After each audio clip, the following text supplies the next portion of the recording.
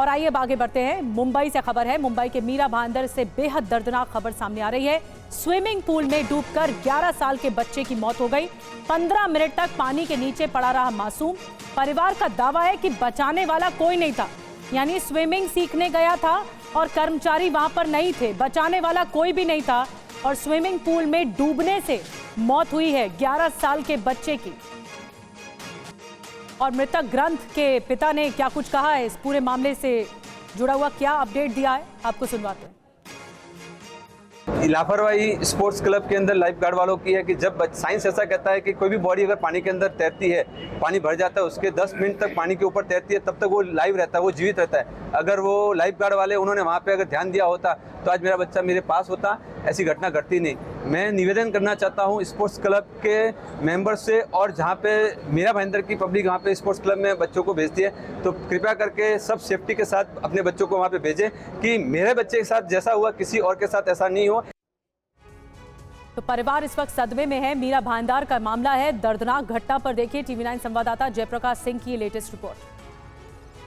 Meera Bhayandar police station के jurisdiction में ग्रंथ मूथा नाम के एक 11 वर्षीय बालक की स्विमिंग पूल में डूबने से मौत हुई। इस घटना ने सबको झकझोर कर रख दिया है और ये सवाल भी उठा दिया है कि समर वेकेशन में जो स्पोर्ट्स कॉम्प्लेक्स के अंदर स्विमिंग पूल होते हैं वो कितने सुरक्षित हैं। हम इस वक्त नौघर पुलिस स्टेशन के पास मौजूद हैं और नौघर पुलिस स्टेशन ने ये FIR रजिस्टर्ड की है। ग्रंथ मूथा पिछले 7 दिन से गोपीनाथ मुंडे स्पोर्ट्स कॉम्प्लेक्स में जो महानगर पालिका का स्विमिंग पूल है वहाँ पर स्विमिंग सीखने जा रहा था। जो मैनेजमेंट है उसके अनुसार वहाँ पर 4 लाइफगार्ड होने चाहिए, जिसमें 2 लाइफगार्ड जेंट्स और 2 लाइफगार्ड लेडीज़ होने चाहिए। लेकिन जिस वक्त ग्रंथ मूथा वहाँ पर पहुँचे उस वक्त वहाँ पर लाइफगार्ड तो थे, लेकिन जैसे ही ग्रंथ मूथा स्विमिंग पूल में उतरे लाइफगार्ड वहाँ से गायब हो चुके थे। अगल बगल में कोई लाइफगार्ड मौजूद नहीं था और ग्रंथ जो 11 वर्षीय बालक हैं वो वहाँ पर स्विमिंग पूल के अंदर गए। गहराई का अंदाज़ा नहीं लग पाया,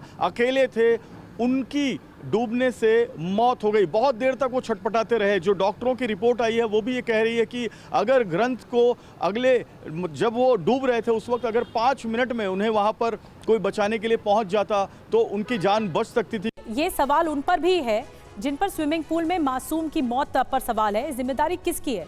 क्या स्विमिंग पूल में कोई लाइफगार्ड नहीं थे? अगर बच्चे स्विमिंग सीख रहे थे तो क्या स्विमिंग पूल सुरक्षा के जरूरी इंतजाम नहीं थे स्विमिंग पूल के आसपास? क्या पूल में लाइफ जैकेट या स्ट्रेचर उपलब्ध नहीं थे?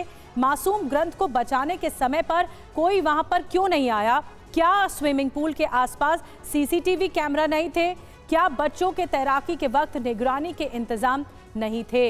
ये बहुत मूलभूत सवाल हैं जो इस बड़े हादसे के बाद खड़े हो रहे हैं। जयप्रकाश सिंह हमारे साथ सीधे मुंबई से इस वक्त जुड़ चुके हैं। जयप्रकाश, ये सन्न कर देने वाला मामला है कि बच्चे स्विमिंग पूल में स्विमिंग सीखने जाते हैं और यहाँ पर कोई व्यवस्था नहीं होती, न लाइफ गार्ड न वहाँ पे कर्मचारी कहाँ थे जब बच्चे स्विमिंग पूल में स्विमिंग सीख रहे थे। तो बड़े सवाल उठाती है ये घटना।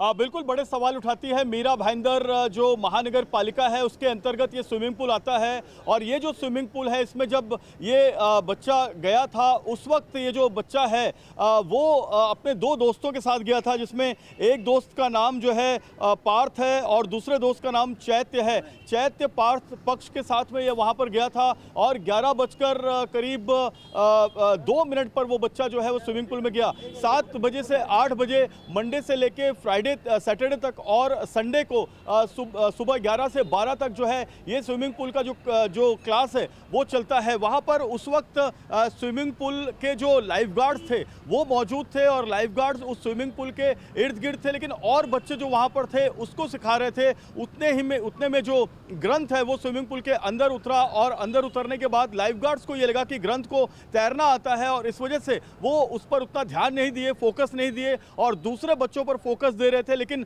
जो ग्रंथ है वो एक राउंड जो है टच करके जब दूसरे राउंड को टच करने के लिए आ रहा था तो उसकी सांस टूट गई और वो पानी के अंदर डूबने लग गया। लेकिन जो लाइफगार्ड है उनको ये समझ में नहीं आया कि वो पानी के अंदर डूब रहा है या वो स्टंट कर रहा है। और यही लाइफगार्ड ने अपने बयान में जो नौघर पुलिस है जहां मैं अभी खड़ा हूं उनको बताया है और नौघर पुलिस इस पूरे मामले में 6 लोगों के खिलाफ मामला दर्ज की है। जो चैरिटेबल ट्रस्ट है जिन्होंने ये स्विमिंग पूल में लाइफगार्ड लगाने का ठेका लिया था उनके खिलाफ मामला है। 4 लाइफगार्ड गार्ड के खिलाफ मामला है और एक अन्य के खिलाफ मामला है। ऐसे 6 लोगों के खिलाफ नामजद मामला दर्ज किया है। बीएनएस की धारा 103/3/6 लगाया गया है और इस पूरे मामले में अब तक 4 लोगों के बयान लिए गए हैं। वहीं दूसरी तरफ मैं आपको बताऊं कि ग्रंथ का जो अंतिम संस्कार का जो प्रोसेस है वो आज किया जा रहा है, जिसमें पुलिस भी वहां पर बड़े पैमाने पर मौजूद है। जो यहाँ के कम्युनिटी के लोग हैं, ग्रंथ के परिवार के लोग हैं, वो बहुत ज़्यादा नाराज़ है और उसमें कड़ी कार्रवाई की मांग कर रहे हैं। लेकिन आपको पता है गर्मी का मौसम है, मई और जून में समर वेकेशन कैंप और समर